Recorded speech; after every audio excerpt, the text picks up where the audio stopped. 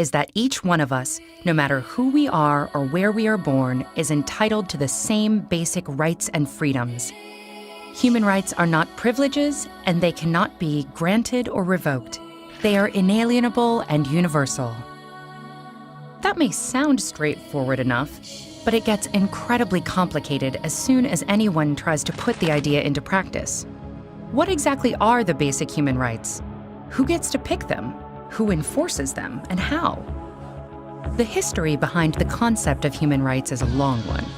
Throughout the centuries and across societies, religions, and cultures, we have struggled with defining notions of rightfulness, justice, and rights. But one of the most modern affirmations of universal human rights emerged from the ruins of World War II with the creation of the United Nations. The treaty that established the UN gives as one of its purposes to reaffirm faith in fundamental human rights. And with the same spirit, in 1948, the UN General Assembly adopted the Universal Declaration of Human Rights. This document, written by an international committee chaired by Eleanor Roosevelt, lays the basis for modern international human rights law. The Declaration is based on the principle that all human beings are born free and equal in dignity and rights.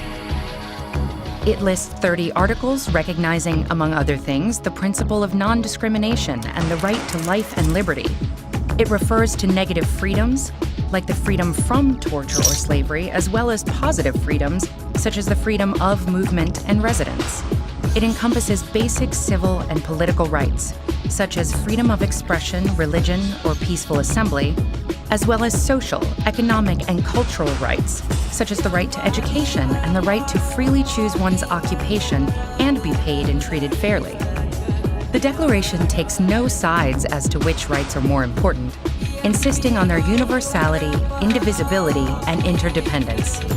And in the past decades, international human rights law has grown, deepening and expanding our understanding of what human rights are and how to better protect them. So if these principles are so well developed, then why are human rights abused and ignored time and time again all over the world? The problem, in general, is that it is not at all easy to universally enforce these rights or to punish transgressors. The UDHR itself, despite being highly authoritative and respected, is a declaration, not a hard law. So when individual countries violate it, the mechanisms to address those violations are weak.